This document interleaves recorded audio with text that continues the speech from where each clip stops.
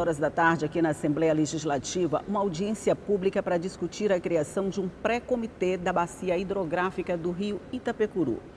O deputado Rafael Leitoa é o autor dessa proposta e é também o presidente da Comissão de Meio Ambiente que vai conduzir toda essa movimentação, essa primeira movimentação, vamos dizer assim. E é ele quem está aqui comigo para tomar um café nessa manhã e falar a respeito dessa movimentação para a criação da bacia hidrográfica do rio Itapecuru. Bom dia, deputado. Bom dia a todos os nossos telespectadores da TV Assembleia.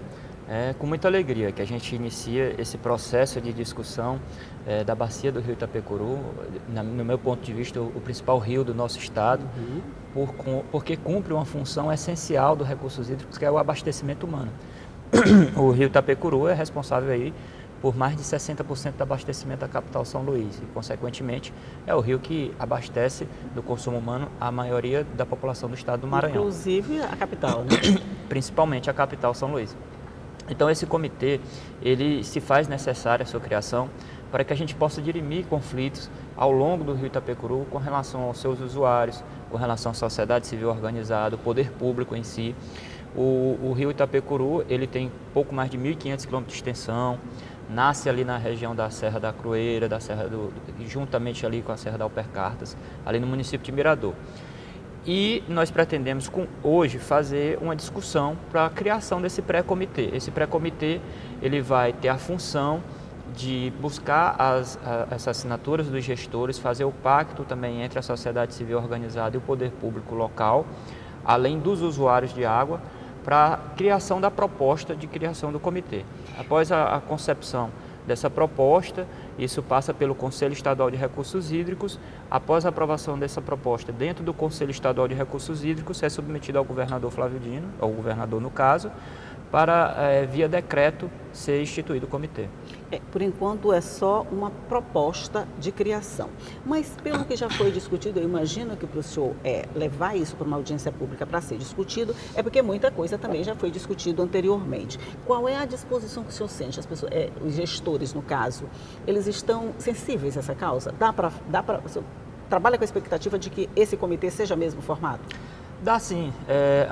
Essa gestão da SEMA, ela tem tido uma preocupação com os comitês. Obviamente que, infelizmente, na política de recursos hídricos, na nossa região, ela é um pouco lenta. Para você ter ideia, a Lei Nacional é de 97, a nossa Lei Estadual é de 2004, que prevê a criação dos comitês. Nós temos 2 comitês instituídos no Maranhão, que é do Rio Munim e do Rio Mearim. Nós temos uma lei recente, que é a questão do Fundo Estadual de Recursos Hídricos, principalmente para a manutenção desses comitês e capacitação deles. E nós temos um processo de discussão do Rio Turiaçu e do Rio Preguiças, que já está em processo de discussão. O rio Itapecuru, muito se discute, muito se debate, muitos estudos sobre ele, e um dos estudos comprovam que ao longo dos anos o rio tem perdido a sua capacidade de abastecimento, mas pouco tem feito com relação à criação e instituição deste comitê.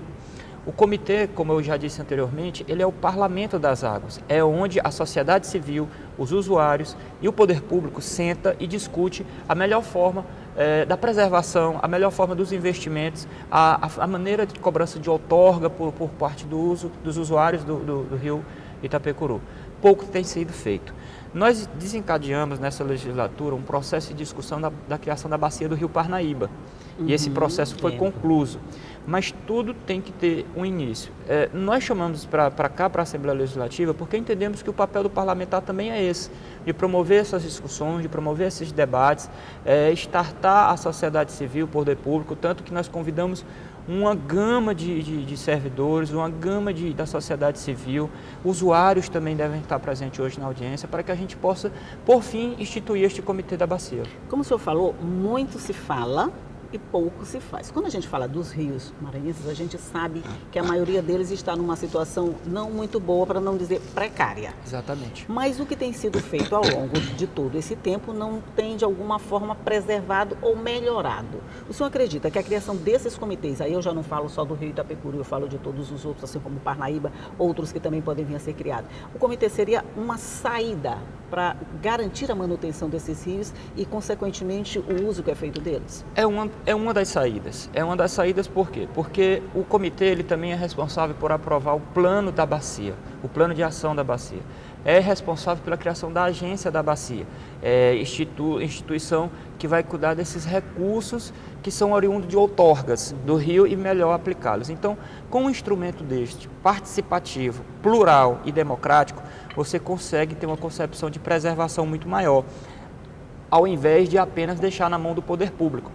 Porque ao longo do eixo do rio Itapecuru e dos rios maranhenses, há uma gama de usuários, de grandes produtores, de indústrias, de termoelétricas que nós temos ali, por exemplo, no caso do Mearim, não me refiro só apenas ao rio Itapecuru, que infelizmente não pagam a outorga do rio, né? Então o comitê, ele também tem essa função, ele tem essa função de ser um instrumento também de preservação. Nos estados do Sudeste, e não vou muito longe, não precisa ir ao Sudeste, vou aqui para o Nordeste mesmo, o estado do Ceará. O estado do Ceará é um estado exemplo na questão da concepção desses comitês e da preservação hídrica daquele estado. Talvez porque lá eles têm escassez, eles são mais preocupados. Nós temos a abundância, mas nós temos que também saber aprender a gerenciar a abundância que nós temos. Pois isso é que eu queria saber, se essas experiências que são feitas até agora, seja no Sudeste, seja no Ceará, seja em qualquer outro estado, os resultados que estão vindo através dela, são positivos? Quer dizer, dá para a gente ficar animado que a gente pode ter o mesmo resultado aqui? Com certeza. Principalmente aqui, por exemplo, um comitê bastante atuante e organizado é o do Rio São Francisco. E através de recursos, principalmente também do governo federal, que às vezes são lançados projetos, só que depende de toda essa situação legal, essa instituição do comitê, até mesmo para poder ter acesso a esses recursos, né? A ANA, que é a Agência Nacional de Águas, ela tem programas específicos para capacitação, para projetos de preservação, mas tudo através do Comitê de Bacia. Porque é o parlamento, é onde a sociedade civil tem a maior poder de voz, de decisão, até porque está lá na ponta. E pensando nisso, Helder, nós iremos fazer outras audiências ao longo do rio Itapecuru. Não vamos nos restringir à capital São Luís. Nós vamos fazer uma no Baixo Itapecuru, nós vamos fazer outra no Médio Itapecuru e outra no Baixo Itapecuru, no Alto, no Médio e no Baixo. Assim como fizemos no processo de discussão da criação do Comitê da Bacia do Rio Parnaíba, que foi recém-criado pelo presidente Michel Temer através de decreto. Quer dizer, juntar todo mundo para discutir um assunto só, né? Mas sobre isso nós vamos falar no próximo bloco. Eu vou fazer um rápido intervalo, a gente volta já já. É só um minuto.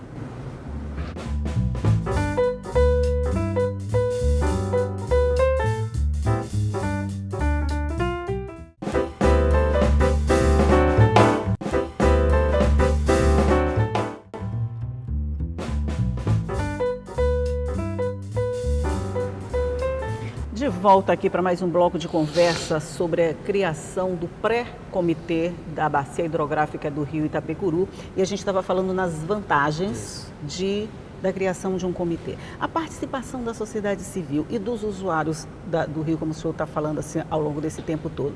Como é que ela se dá? Ela se dá por representação? Hoje, por exemplo, quem quiser pode vir participar, pode dar sugestão, pode dizer o que quer, pode dizer o que imagina a respeito disso? Com certeza.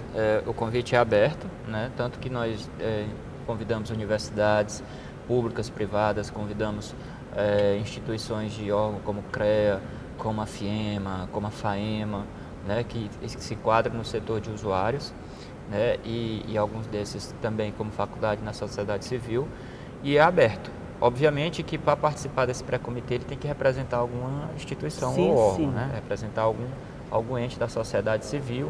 O Poder Público, a SEMA já confirmou a presença, o Ministério Público já confirmou a presença, deverá vir também membros do OAB, setores ligados ao meio ambiente, essa temática também devem comparecer, e toda a sociedade que obviamente se interessar pelo tema está convidada a participar.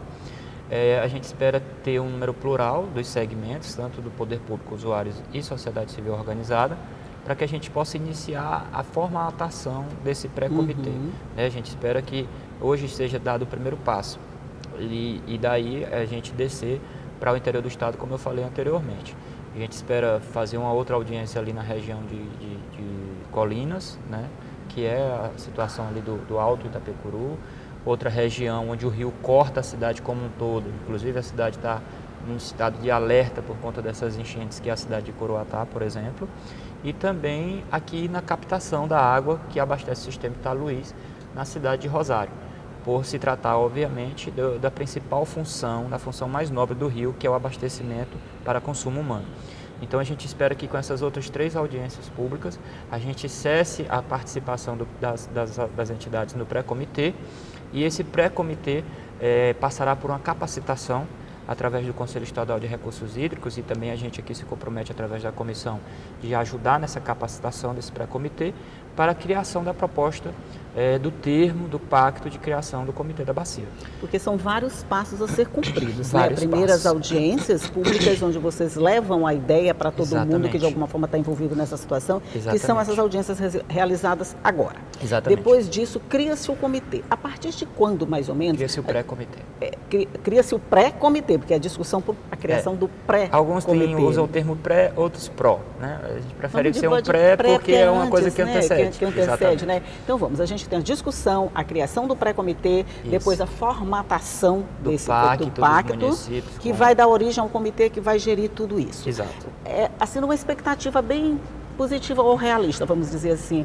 A partir de quando a gente pode contar com os serviços que vão ser prestados por esse comitê, deputado? Bom, essa discussão, e por isso que eu me referi ao atraso, para você ter ideia, o Comitê da Bacia do Rio Parnaíba, ele é um rio federal, regido pela lei federal da data de 97. Nós temos aí 20 anos da lei e ele foi instituído esse mês. Mas nós não vamos esperar muito tempo, porque muito também tempo de depende da discussão. mobilidade política, infelizmente. Isso. O Piauí, que tem 99% do seu território dentro da bacia do Rio Parnaíba, há muito tempo já tinha feito sua parte. Mas por se tratar do Rio Federal, precisava dos 3 estados envolvidos, que é o Piauí, o Maranhão e o Ceará. Nessa legislatura, em 2015, nós iniciamos esse processo dentro do estado do Maranhão. Conseguimos concluí-lo dentro de 1 ano. Acredito eu que dentro do estado do Maranhão a gente também precisa de mais ou menos desse tempo para a gente ter um comitê efetivamente funcionando. 1 ano? Talvez isso. Porque a gente passa de um processo de pré-comitê, a gente passa depois dessa instalação a discussão do pacto. Após a discussão do pacto, você tem a submissão ao Conselho Estadual de Recursos Hídricos. Você tem que envolver os municípios que contemplam a bacia. Que são 57 municípios estão, né? dentro da bacia do Rio Itapecuru. A gente precisa que esses prefeitos, gestores, além deles, a sociedade civil e os usuários daqueles municípios participando do processo, né? Então isso faz com que a gente tenha que ser demandado um certo tempo. Para você ter ideia, dos 57 municípios, 37 têm ao menos 40% do seu território dentro da bacia do Rio Itapecuru. Ou seja, esses 37 obrigatoriamente têm que ser partícipe desse pacto. Vamos ser signatários do pacto. Signatários do pacto. Obrigado. Vai fazer o nome mais bonito do termo. Então é um processo de discussão. Obviamente, como eu já falei, nós temos 14 anos da nossa lei estadual. Esse processo já deveria ter sido iniciado há bastante tempo. Com certeza.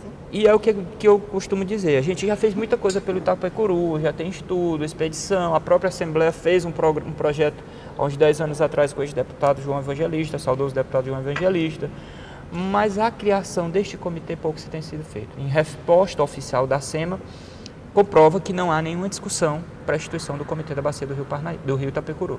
E nós pretendemos, com essa audiência pública, dar um primeiro passo de forma legal, institucional, envolvendo todos os atores. Então vamos lá, nós estamos no mês de abril, estamos com a primeira audiência do pré-comitê, né? Do pré-comitê. A gente espera no mês de maio fazer as outras 3. Seria logo depois, a gente não pode esperar assim, até o final do ano vamos terminar isso tudo, não. Esse né? processo de pré-comitê eu acredito que vai ser bem rápido.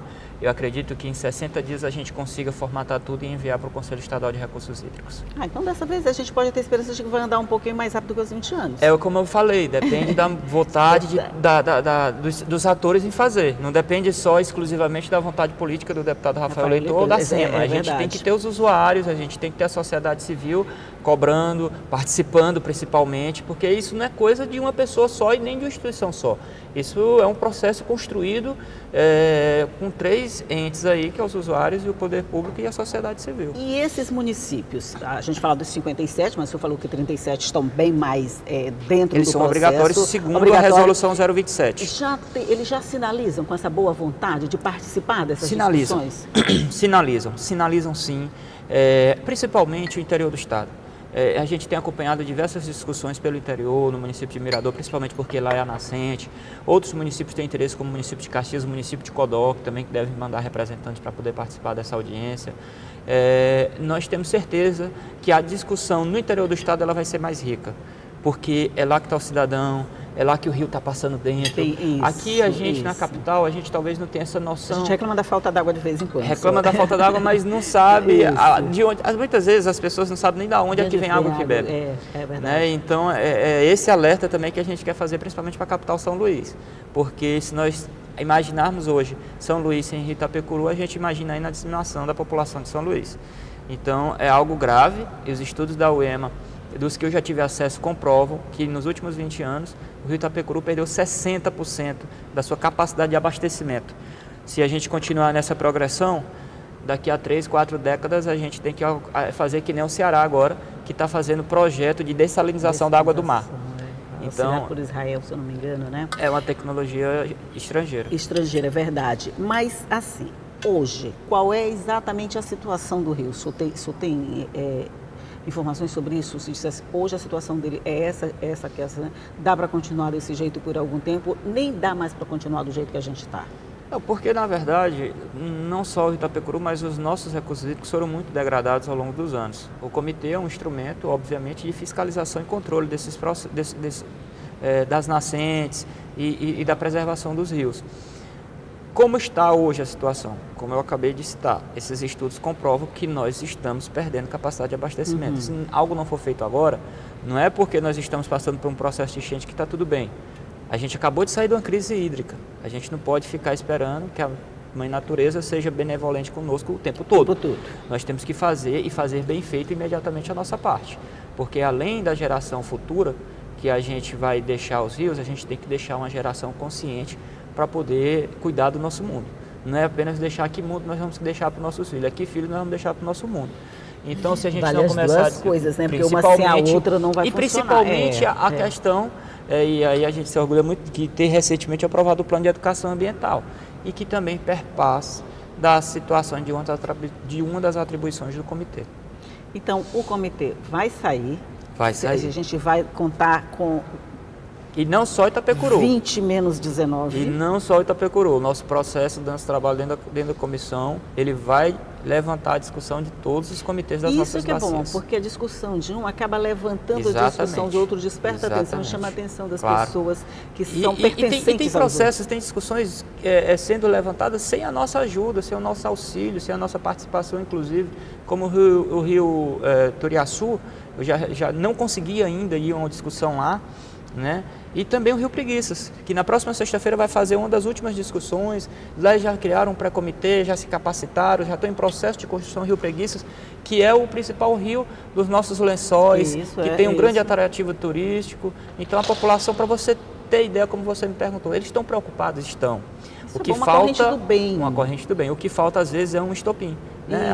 Alguém que pode fogo. Então nós vamos botar aí no bom sentido. Então já está com a tocha na mão? Já estamos com a tocha na mão para a gente provocar essa questão do comitê. Já provocou com o Rio Parnaíba, com o Rio já Parnaíba, foi provocado, né? A partir de agora começam essas discussões em todos os outros. A gente está falando aqui do Rio Itapecuru, mas isso não significa que todos os outros não estão também se mobilizando e falta só essa organização, vamos dizer assim, a coisa oficializar para que todo mundo comece a se movimentar e dê os resultados que a gente está esperando. Exatamente. Nós já temos processo, para você ter ideia, finalizar, Rio Balsas, que urgentemente precisa e quer também a instalação de um comitê, e também o Rio Pindaré, que aí é uma outra discussão por se tratar de um afluente do Mearim, e aí essa discussão que a gente também tem que ter, inclusive, com o núcleo de geoprocessamento da UEMA, nas definições dos rios, né? Mas, de qualquer forma, nós vamos ter sim essa discussão ainda esse ano, tanto do Rio Balsas quanto do Rio Pindaré. E, de repente, a gente pode ter um comitê representando cada bacia hidrográfica dessas, e aí Exatamente. Sim, a gente teria uma coisa organizada na captação de recursos, Exatamente. Na utilização desses recursos, e na utilização da água, de tudo, aí a coisa poderia funcionar direitinho. Aí, se a gente teria uma coisa boa para deixar para os nossos filhos e ter os filhos bons para usufruir dessas coisas. E democratizar poder. Eu levo muito com a frase que diz que poder pesa. Para carregar é pesado. Então, quanto mais você divide poder, mais fácil de carregar se torna. Então, não vamos deixar apenas na mão do poder público. A sociedade civil, os usuários têm que ter a sua participação e tem como cidadão essa obrigação também. Muita gente tem que saber disso, que o poder pesa e que se dividir fica mais leve para todo mundo. É verdade. Deputada, a gente falaria muito tempo ainda sobre a questão da criação desses comitês de bacias hidrográficas, mas muito obrigada pela sua participação no nosso programa. Eu que agradeço o espaço. Bom dia para o senhor. E tomara que a discussão de hoje seja muito boa, que o senhor volte aqui para me contar que foi tudo muito bom e que esse pré-comitê já vai ser criado. Vamos voltar, com certeza. Além de trazer o resultado desta primeira audiência, mas também das outras. Isso, das outras vão ser realizadas, com toda certeza. Deputado Rafael Leitão, bom dia para o senhor, bem bom produtivo. Dia. E você já sabe, ou melhor, bom dia para você também. E você já sabe que essa discussão, essa entrevista fica à sua disposição no nosso site, é só acessar a hora que você quiser, pode rever aqui nas nossas páginas, nas redes sociais, na nossa rádio online, em todos os nossos meios de comunicação, estão todos à sua disposição. Mas todos os dias eu vou estar aqui, às 8h30, esperando você com muita informação, com a entrevista, para deixar o seu dia muito bom. Tchau!